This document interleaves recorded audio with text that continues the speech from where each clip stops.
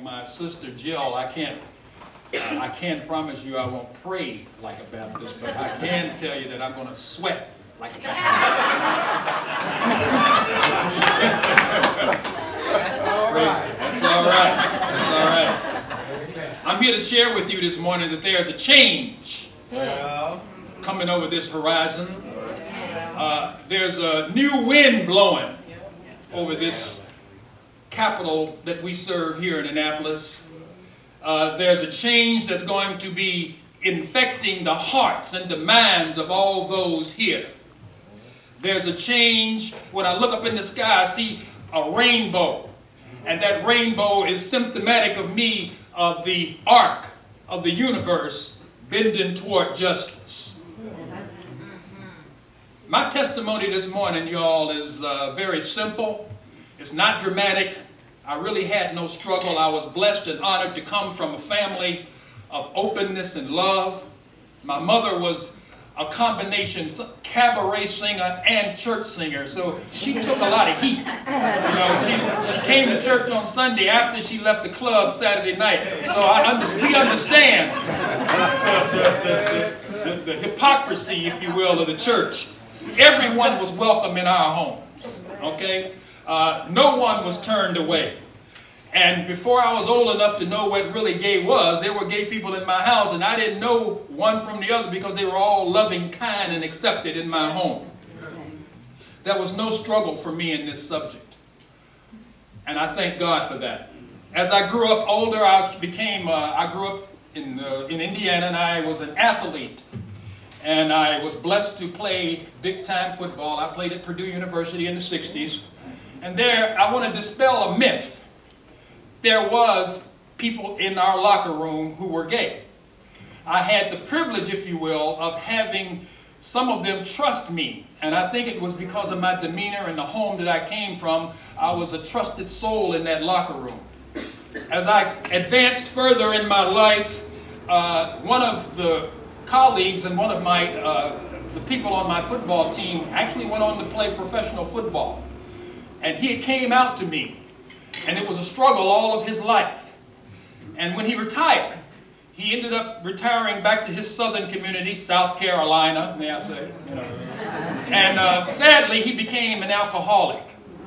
And he was arrested several times, and he ended up committing suicide in jail after one of his arrests. I ended up going to his service, and secretly, I knew the reason and the burdens of his suicide. As I advanced later in my life, I had my brother-in-law. Came from a very, what do you want to call it, New England, strict, blue-blooded kind of a family. Came over on the Mayflower, expectations of taking over the company business and all that kind of thing. He happened to be gay. And he said, brother-in-law, would you just come with me with my father, my father-in-law, so I'm tired of living this life. And I accompanied him, if you will, on his coming out testimony with his dad, which turned out to be a non-plus because his father was an open and loving type of fellow. Because I was saying to myself, now if your father could accept a black son-in-law, don't you think he might be able to accept you? But he said, well, you never know. You never know. Because when they measure these things, you know, people do this, well, you know, this is better than that, and I don't know. I can accept this, but I can't accept that. But that turned out to be a very positive experience for me. And most recently, I have to tell you, I have a cousin who lived in Gary, Indiana, who's been in a 25-year relationship with his partner. Sadly, his partner passed away last year. He couldn't find one person in Gary, Indiana to preside over that service. I drove home, even though at the time it was a struggle for me, I drove home to preside over that service. So I understand the struggle. And I understand taking a stand when people are coming down against you, when people are saying, well, you better not do this because, you know, you're going to burn in hell. And I understand people who go against the current, if you will. My passion, if you will, has been social justice. I spent 30 years in corporate America, and I understand how that 1% behaves, believe me. I think we need to be mindful this morning that we need to send out a call, if you will, that's loud and clear to our church, that we will not accept a broken church. Amen.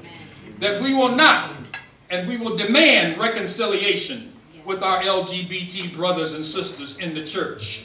That we will go back to our pacifist values of nonviolence and not accept emotional and physical abuse to our LGBT brothers and sisters. We have to demand from our church that we will engage in a meaningful discussion on human sexuality.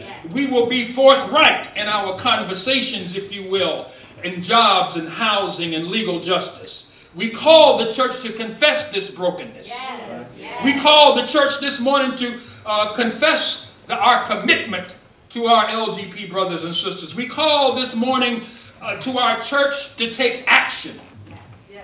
Because church, the sin is not sexual orientation or gender identity. The sin is hypocrisy. The sin is hypocrisy. The black church has been poisoned, if you will, by homophobia and heterosexism.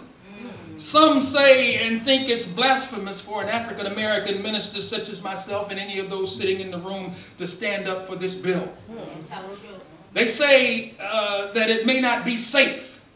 They say that it may not be politically correct. They say it may not be popular. But I say we do it because it's the right thing to do.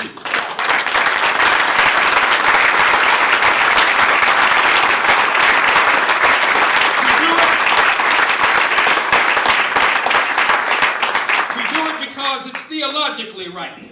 Because we're all equal in the image of God. We do it because it's historically right. Because victims of oppression ought not be oppressing other folk. We do it because it is morally right. Because God's children should be able to live a truth and not perpetuate a lie. We do it because it is legally right. Because the standard of equal protection under the law should prevail in our country.